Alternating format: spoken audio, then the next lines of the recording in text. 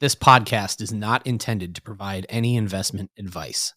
The opinions expressed here by either the hosts or guests do not necessarily reflect the views of PSA, Collectors Holdings, or any of their affiliates.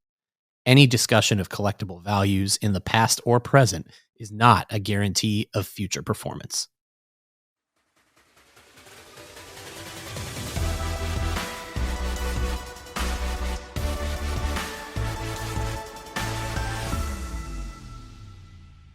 Hello, everyone, and welcome back to another week of the PSA pod. Ryan Greene, Jack Archer, coming to you from the NBA Jam studio. And we're going to get right into it with a really special guest today who we are really excited to have on the show. We are welcoming in Brett McGrath for the first time into the PSA pod. Brett is the host of the Stacking Slabs podcast, available on Apple Podcasts and Spotify, just like this show. You can also follow him on Twitter and Instagram at Stacking Slabs. We'll link to all of those in the description below. Brett, thank you for taking the time to join us today. Ryan, Jack, I am pumped to be here. I am excited about talking football and probably a bunch of other collector-driven topics. Love what you all are doing with the podcast and the magazine, so I'm ready to roll. Yeah, Brett, I'm so excited for you to be here. I am a giant fan of your podcast, your Instagram feed, your hobby commentary. You are a true collector in the purest form. And I also want to say thank you for speaking with Ryan Porter, one of the PSA Magazine writers, on that excellent piece he did called Sidekick Season in the September issue of PSA Magazine. You provided some really great quotes about adding a Marvin Harrison to your incredible, dedicated Peyton Manning collection, and the idea of pairing up dynamic duos in the hobby. And I thought your quotes were fantastic. And if you haven't had a chance to read that article, make sure to check it out. Yeah, and just on the magazine front, I just heard from I promoted it once it hit my doorstep, and just good feedback across the board. Just a written hard copy publication about collector-driven topics. I think people are really excited about the magazine, and I'm kind of working my way through it, but it's just refreshing to kind of have something in hand that is dedicated towards the collector. There's so many different ways that, we can enjoy the hobby, but I think there's a community of passionate collectors out there that want to know more about cards and want to meet other people who are like-minded. So I think, the magazine is a good way to help facilitate some of those conversations. Yeah, I couldn't agree more. I think with anything hobby content related, the goal is always to inspire and have people jumping on eBay immediately. And I feel that way when I listen to your podcast. And if we can create that feeling with the magazine, that's what it's all about. No doubt about it. Yeah, it's dangerous, right? I think there's a kind of, and I've seen a lot of people talk about this recently, but there's a difference between influence and inspiration. And I think finding voices in the hobby that inspire to not just go do what they say to do, but they say something or show something, and then you go to eBay searching, and it might not be directly that card or that player, but it's something adjacent, and it triggers a memory in your mind, and then it takes you down this whole path of collecting a new player or collecting a new set.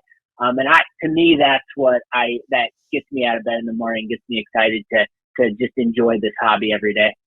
Yeah, and we love that. And that's what a lot of what we're going to dive into today. As Jack mentioned, the feature in the PSA Magazine, the September issue. If you're a PSA Collectors Club member, keep an eye out for it. It should be in your mailbox already. If it's not, go get it. Lots of great stuff in there. The piece was Sidekick Season, talking about some of the most iconic duos on cardboard. And this leads us right into the duo that you collect and have collected for quite some time. You're based in Indianapolis, and you're a lifelong Colts fan. So obviously a lifelong football collector and Colts fan, you've got a big Peyton Manning collection. Let's start there. Talk about, what it's been like collecting the Sheriff over the years. A guy who's one of the greatest players of his generation, not just quarterbacks. But just what that journey's been like. I'm especially interested in it from the perspective of, there was this rivalry for a decade plus of him and Brady, and you look at where they are in the hobby where, just as on the field, Manning's been a little bit in his shadow. So, what's it been like kind of collecting Peyton Manning from start to this point?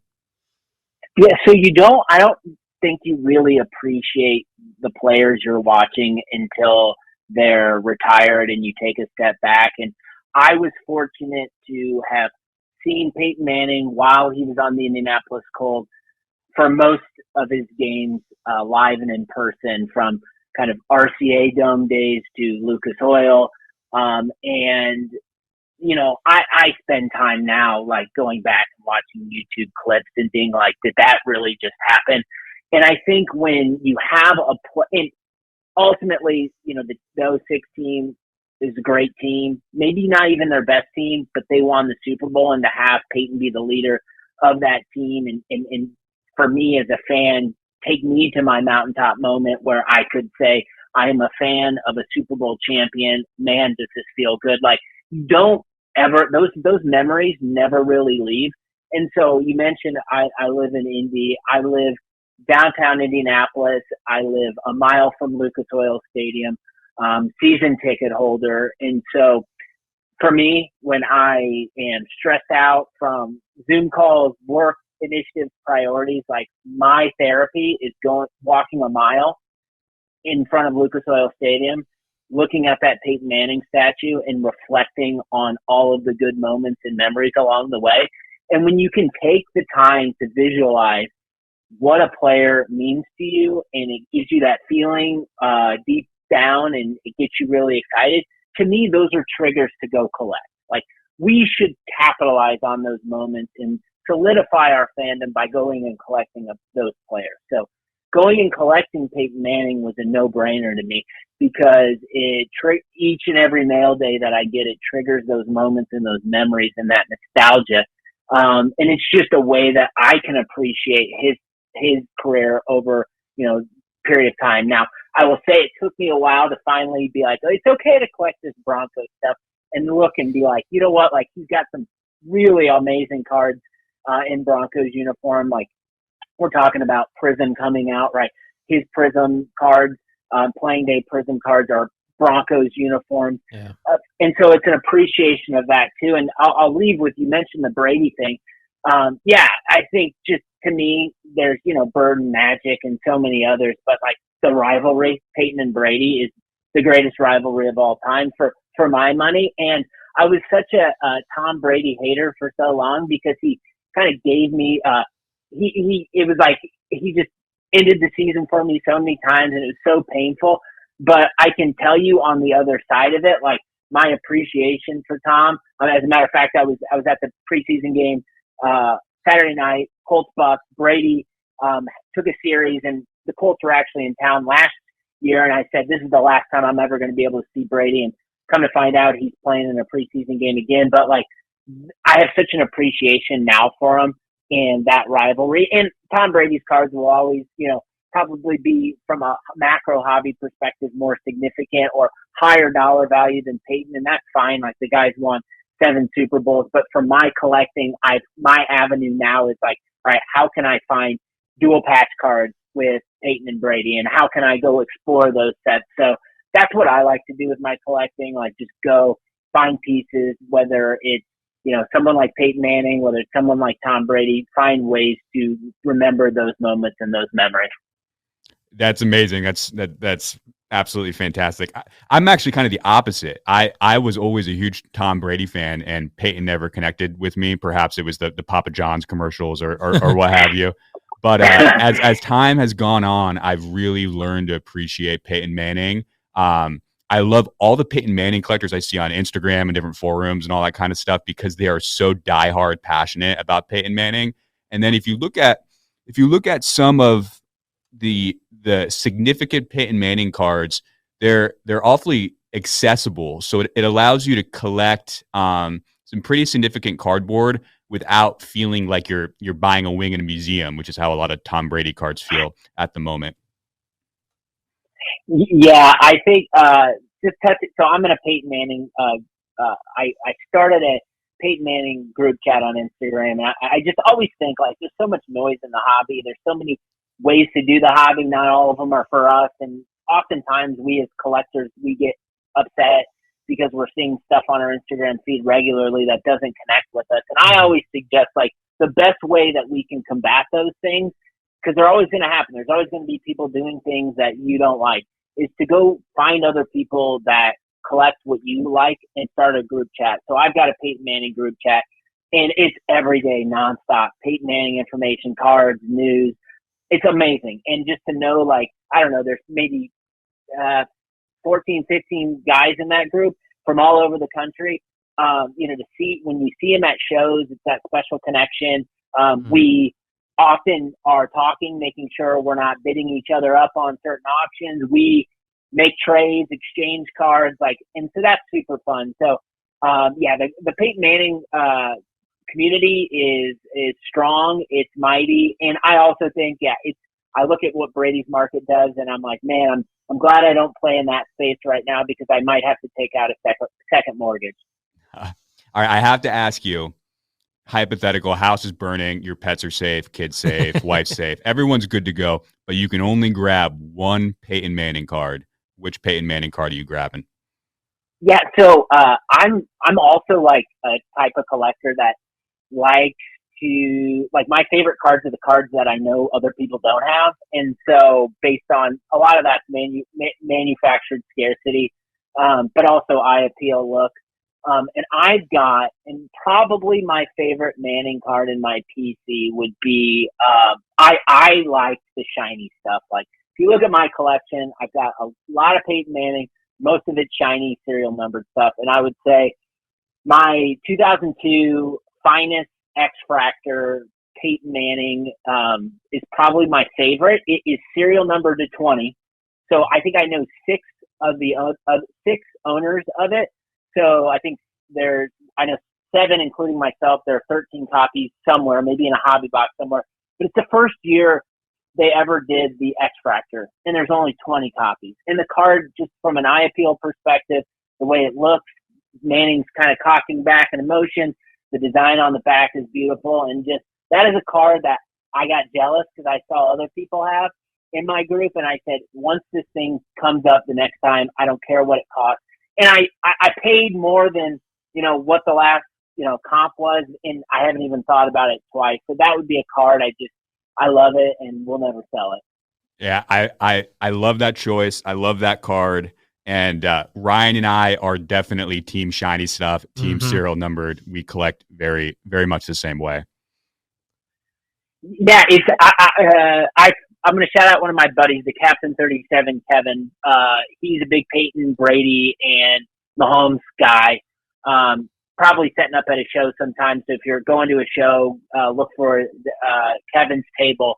But we were chatting one of these times, and he mentioned something to the effect of, like, I'm like, you deal cards, you keep cards, like, what do you decide? And he's like, to be honest with you, man, it's just like, it's like what makes me feel like a kid, and the shiny stuff makes me feel like a kid. And I'm like, that I can totally relate to that, and that's where I typically, most of my save searches are in that fashion. I want to see the light hit it, I want to see it shine, and that's what makes me happy. I think the shiny stuff is very welcoming to bringing new people into the hobby as well. Yes. Because so many people that are not as deep into this world as the three of us are, like, when they think of like baseball cards or football cards, they think of like, late 80s, like Donruss stuff and like, cheap upper deck paper cards from the 90s they might have got at Target. They don't necessarily realize like how striking and artful and beautiful some of these modern cards are from the Topps Chrome era on. And once they do, it's like, oh, this is a lot more interesting and a lot cooler than I thought this entire hobby was. Yeah, no doubt about it. I have a affinity for the Topps Chrome product, Topps Finest, now Prism, and it's for those reasons, right? It's attractive. I love the scarcity, and it looks good. It looks really good in a PSA slab. Like, you line them up, and it's a beautiful card. Yeah, moving into talking about the modern shiny stuff, this obviously for you goes well beyond Peyton Manning, and I love there's been a few times I've taken a dive through your Instagram feed because, you know, I not only love the cards that you collect and the card images you share, but I love sort of the messages with some of it. And something that really stood out recently now as we transition from the Colts of the past to the Colts of the present, as you've started to unveil some of these cards you've been collecting of Matt Ryan. On a Hall of Fame trajectory, played his entire career with Atlanta, now comes to Indianapolis. I guess looking for some of that same Matt Stafford magic where he goes into a really good situation, you know, hopefully to get that elusive first ring. You know, one of the things I really like that you talked about is we all collect who we collect and what we collect for different things. But you talked, and you've already alluded to it a little bit, you know, talking about what Peyton Manning means to you and that statue. The Indianapolis Colts you referred to recently on Instagram as your North Star. And I think that's something a lot of us can relate to. So talk about collecting, you know, Matt Ryan now, heading into 2022, what that's been like for you, what that journey's been like early on, as you kind of shift your focus to a quarterback who's coming in and late in his career, but, you know, now is under that Colts umbrella that means so much to you, and how long it took you to kind of take to that.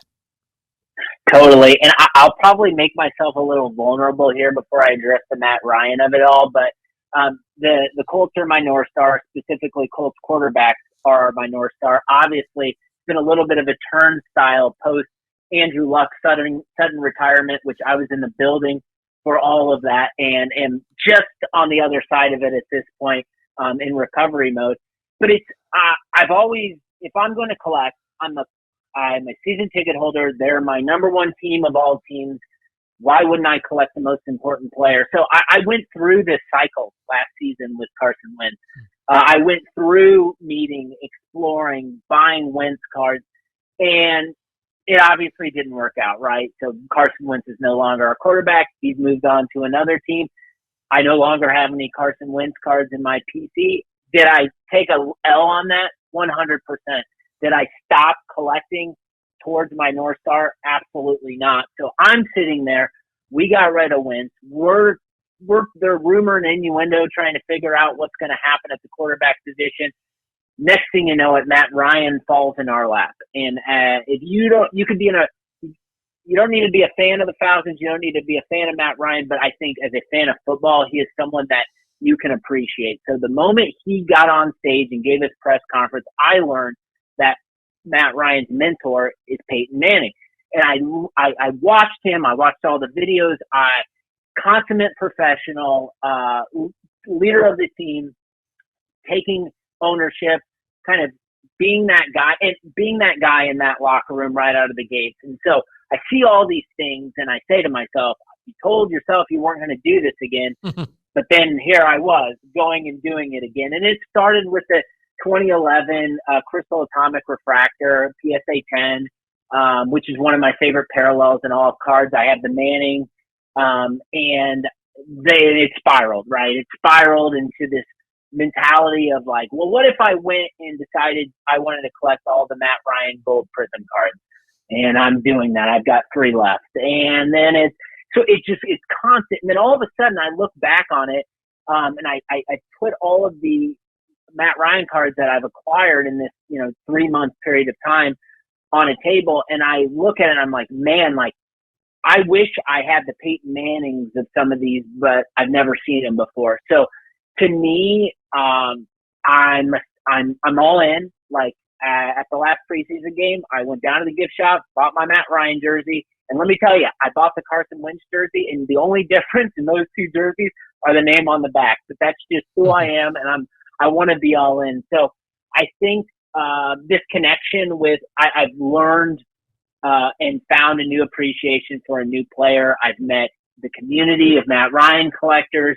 They're still cheering for him now that he's on the Colts, and it's just cool. Like that part and that connection that we can make through cardboard with players is awesome. And so like I'll tell you right now, like I'm really proud of the Matt Ryan collection that I've built at this stage, and it's not stopping. It's like a feeding an addiction. So I'm ready for the season to start. I'm ready for him to be our quarterback, and I think we're in pretty good shape. I love what you said about you the community of Matt Ryan collectors. And just really quick to follow up on that, you had another post, I believe it was one where you shared a gold prism from 2018 that of Matt Ryan that you acquired, and you talked about the importance of sharing your PCs sometimes on social media and creating that community for a lot of reasons. One, you connect with other collectors of that same player or whatever it is you're collecting, kind of like you referenced. You can gather really important information about what's out there and where it is. But on top of all of that, you become, I believe, as you put it, a magnet for the cards you might be interested of said PC'd athlete. How long after starting collecting Matt Ryan did it take for you to start benefiting from that? Yeah, so I want to squash this hobby myth that, and maybe other people can feel it. Maybe if you move up market in certain spaces, it's more competitive. But like, I've never had a problem with expressing what I'm passionate about and sharing my cards and getting people to slide into my DMs and say, "Hey, this is available. Hey, I saw this on eBay. Want to make sure you see it before anyone else." As a matter of fact, like, somebody sent me, and I'll shout him out, Andrew Luck Collector on Instagram. 2014 Peyton Manning gold prism popped on eBay. One afternoon, I was heads down, busy working on a project, and happened to open up my Instagram account at the moment where he sent the DM, and I looked at the price and couldn't believe it, and literally consulted with a friend and said, "Do you think this is legit?" And he said he already had one. There's 10 copies. He already had one. He goes, "If you don't smash, buy it now, right now, I'm going to buy it." So I went and did it. And then immediately after I did it, my Manning chat said, "Who got it? Who got it? Who got it?" And I think, I don't know, to me, I try to do that with other people too, right? You follow other people, you see what they like, and we're all in these safe searches all day, every day. The best thing we can do is to share listings with other people that pop that we see and they might not know about first. It's going to eventually come back around. So to answer your question, the Matt Ryan thing, it was almost instantaneously where people were first like, "Oh, wow, he's going down this rabbit hole again." And then the next thing I know, it's like people are sending me Matt Ryan cards that I might not have seen before because they're on a different platform. And so that, to me, the magnet thing, I think it's 100%. It's just share your passion, because there are such a strong community of people who have cards that might not appreciate it as much as they see you and know you would appreciate it, and they're likely to let it go. I know I'd rather send my cards to another collector outside of selling it on a platform and it maybe falling into some abyss that is going to be flipped around a few times. So I just promote the fact that if you're really into somebody, you're into collecting someone, you've got a project you're working on, you need some help on it, just take to social and share, because likely someone's going to see it and they'll get to you when that card you need pops. Yeah, it's almost like a hobby bat signal, especially with breaks too. If somebody hits a 2021 gold prism Matt Ryan or Black 101 or anything like that, you're going to get tagged immediately. People are going to jump into your DMs and let you know, because you've took a stance and you publicized and you shared your love for Matt Ryan, your Matt Ryan collecting, and it just benefits growing your collection in all kinds of ways. No, I love, the breaking is, people say, some people don't like breaking and other people do. Some people participate and other people don't. I think the benefit of breaking is that the cards come to market quicker than they were previously. And so, like you said, people are always watching these live breaks. Mm-hmm. They see a card you like pop, all they need to do is slide in your DMs, make you aware of it, and then you can go take that and, start the negotiation process. So I think whether you participate in breaks or not, they circulate cards and bring them to market quicker than they've ever been before. So I can totally relate with that. It grows the hobby too, breaking. I have so many friends who don't even collect cards but are big sports fans. They will occasionally jump into the Bullpen LA or Pull Wax feed on Instagram and just lurk, because it's thrilling for them and it's fun, and that's what breaking does. So I definitely don't like when I see people kind of shake their head at breaking, because on top of, big cards surfacing faster and, certain types of like hobby boxes being available to people in areas that don't necessarily have a hobby store within a convenient location, like all this kind of stuff. There are truly endless benefits to it. No doubt about it. I want to bring up Philip Rivers too, because you've been compounding a handful of Philip Rivers cards, including I believe 2 or 3 of his superfractors. So that has to be fun.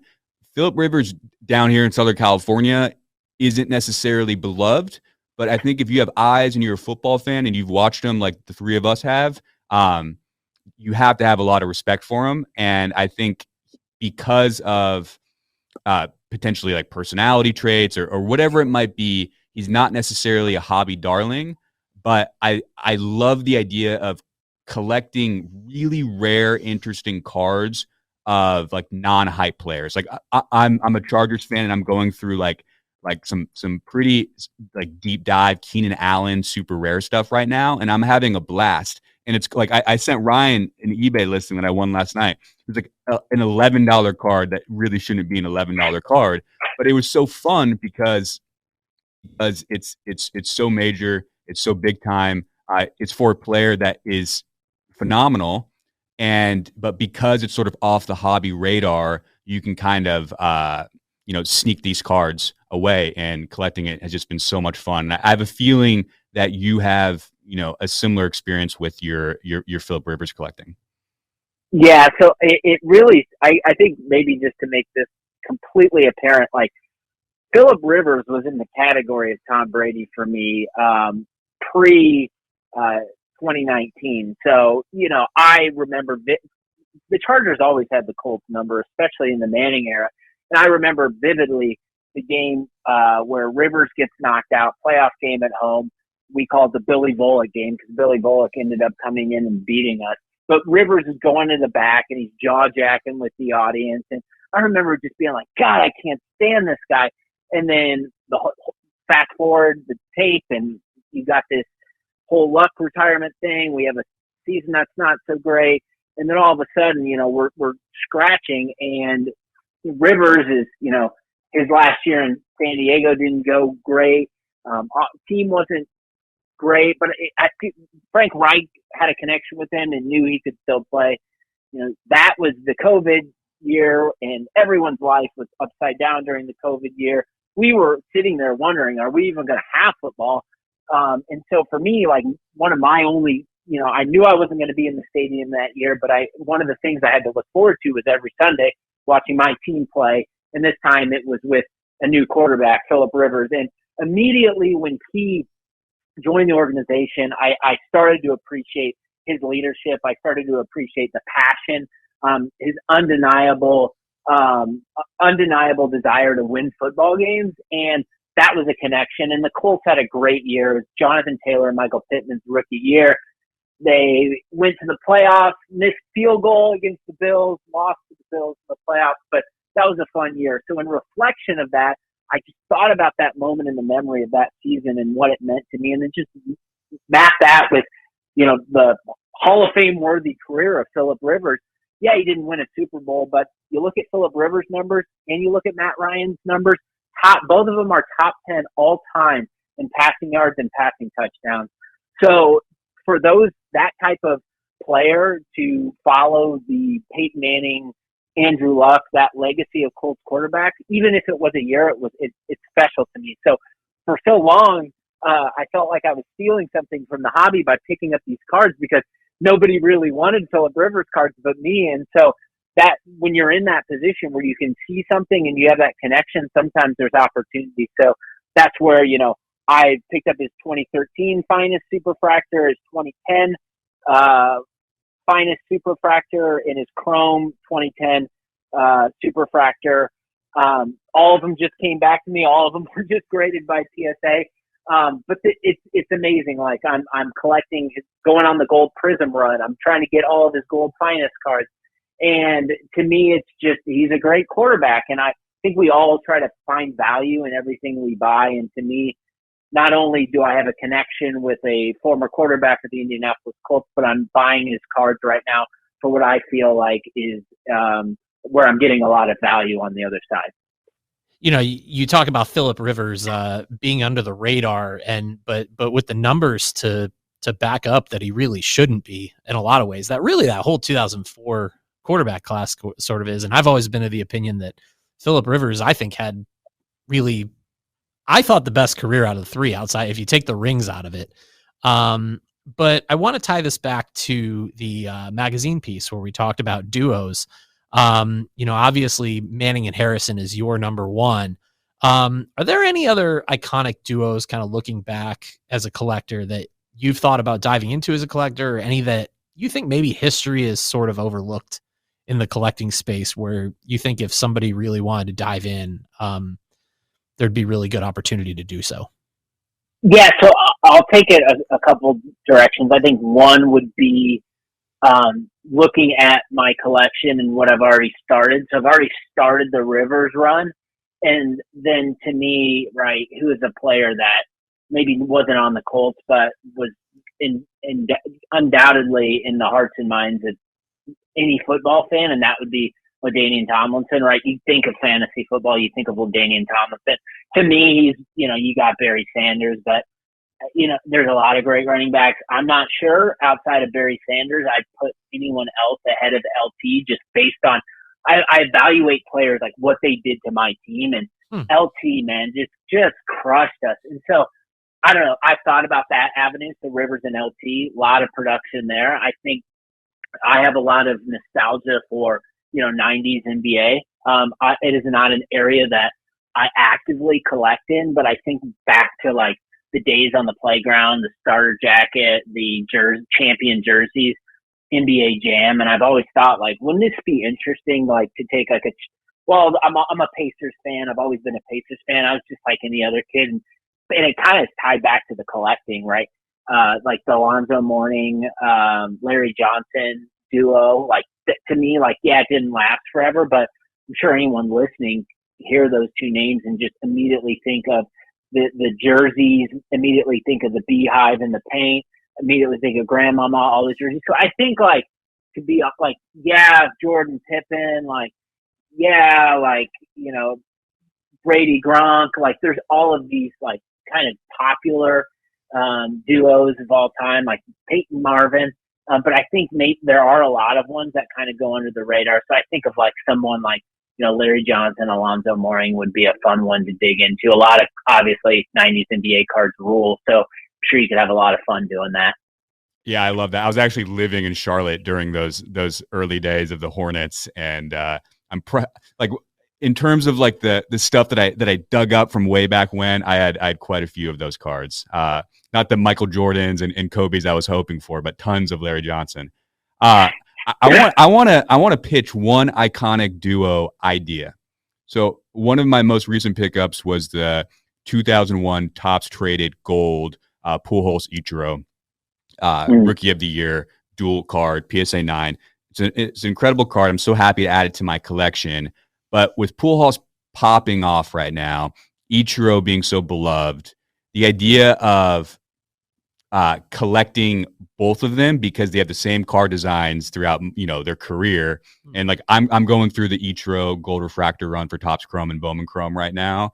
And the idea of like pairing that with the Pujols run and starting it with the 01 Topps Traded card with them both could be very, very cool. But I love that. And you said something there that, like, I don't know, for me personally, is the most fun part of collecting. It's building continuity. So, like, would say primarily Manning, Luck, Rivers, Ryan. Those are where I spend most of my time. It's so much fun to go on the runs and connect the cards from the different sets and put them all together. So I love, like, that idea of Ichiro and Pujols, two iconic players, and doing what you're doing. Like, when people are doing that, I don't care who the player is. If I see that on Instagram, I'm always like sliding into their DMs, seeing where their progress is, because that's the type of stuff that resonates with me. It's so satisfying to see in person too, to line them up and It's see where the blank spaces are, and then fill those as they come in, and then upgrade. Like I'm trying to upgrade some grades right now from PSA 8s to PSA 9s, PSA 9s to PSA 10s, and it's just it's such a fun avenue to collect. No doubt about it. I love that. Well, we would be remiss if we had you on the show and we didn't talk about wrestling cards a little bit, because if anybody especially follows you on social and sees your collection, just as big of a presence as the Colts and now Matt Ryan have on there, wrestling cards have a big presence as well. You're a longtime pro wrestling fan. When exactly did that fandom start bleeding over into the hobby for you?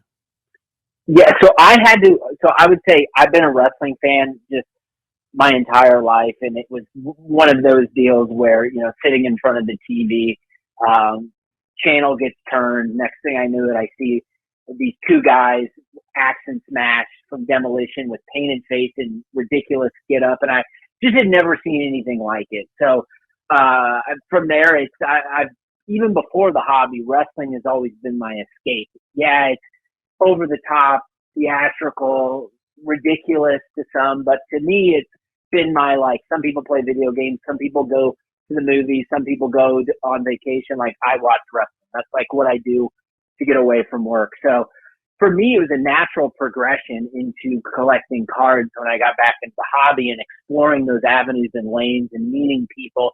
And I bought a bunch of stuff that I'd see and didn't really connect with and kind of sold it off. But for me, it was back to my collection with on the football side. It was the shiny stuff. It was like once I got into the ultra modern shiny wrestling cards and starting buying cards of guys like The Rock that I had a deep connection with, that's where it really took off for me. And so there was a time in the not so distant past where you could really do well on wrestling cards, because there was, especially ultra modern, because there wasn't a lot of people operating in those lanes. Yeah. That has since changed with the change in license and a bunch of other contributing factors, which is great. But yeah, wrestling cards to me is just a natural progression or extension of, my fandom in wrestling altogether. Yeah, I am not a wrestling person myself, but there is something very interesting about collecting The Rock in some form. Mm-hmm. I've been looking at like one of his early Panini stickers, for instance, and one thing I'm doing right now is I'm building like a goat box, which is just one card only, all goats, and I sort of think The Rock might have a place in that, and I think because wrestling connects with culture in so many ways, crosses over. Yeah, there's so many ways to approach it, and yeah, all about it. Yeah, and I think with the Rock, it's a household name, obviously, and then I think for me, when I got back into it, there was a lot of conversation about the Cardinal trivia card. And I was like, this card isn't cool. It was in a trivia box. And there was, the Bumblebee card. I was like, I don't want the Bumblebee card. He's playing football. Like, so for me, it was always trying to figure out what the connection was. And that's when I fell in love with 2014 Topps Chrome. And that was the first year Topps had the WWE license or put out the Chrome product. And I'm very happy that I got ahead of it, and I have a Rock Gold Refractor, first year Topps Chrome Gold Refractor. There are 50 copies. Mine's in a PSA 9. I know some people with some 10s, but to me that is he's doing the sharpshooter on John Cena at WrestleMania. I look at all the cards in my collection, and that is one I just, under any circumstances, I just can't ever imagine giving up, just because not only culture, personal significance, the card rules, it fits all the criteria I have when I'm trying to buy a card. So back to the shiny stuff. It's the shiny stuff, and that's the stuff that I typically collect and connect with. I don't know if you saw it, but Nat dropped his annual top 100 cards graded at the national list, and in the top 10 was the 2020 WWE Topps Chrome Superfractor 101. Beautiful card. I heard Chris and Josh on the crossover talking about that, and I was like, all right, The Rock's getting some love, so I need to go check out Nat's list. I heard there's some bangers in there, that's for sure. It's a very, very, very satisfying scroll. So definitely check it out. And anyone listening too, if you haven't, the URL is just psacard.com/top100.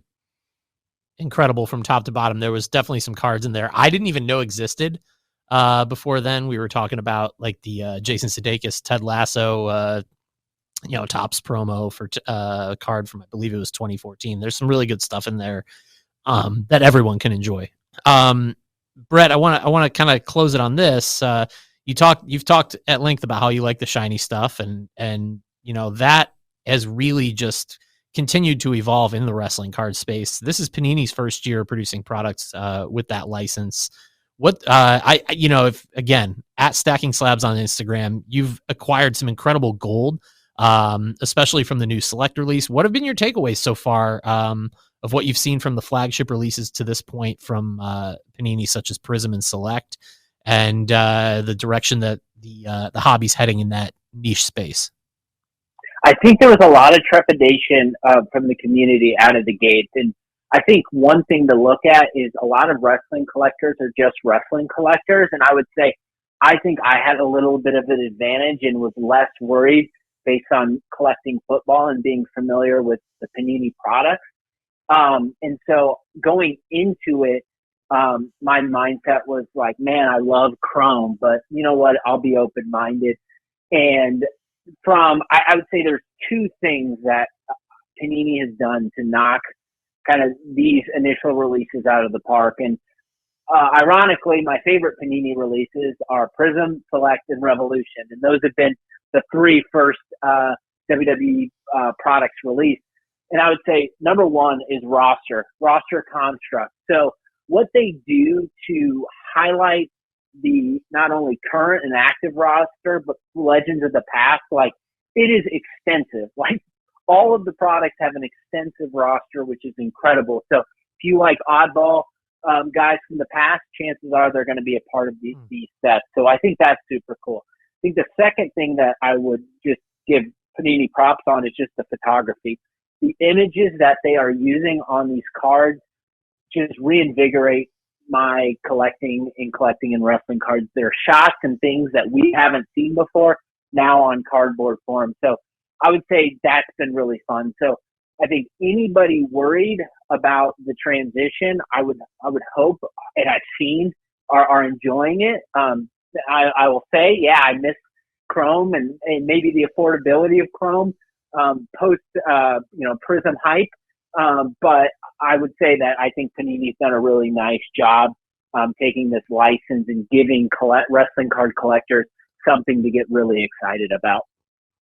That's incredible. And I've really liked seeing what they've done so far. And I'm going to stay tuned to what you are collecting to keep learning about it. I don't know the wrestling card space very well, but the stuff that you've been showcasing from there has really been nice. And I look forward to seeing what else you got coming into the PC in that space, but also on the football side. One thing, everybody on this show, myself, Jack, Steve, we all have our PCs on the football side, and I think we all kind of pull for each other's PC guys to do well because we want to see each other's collections do well.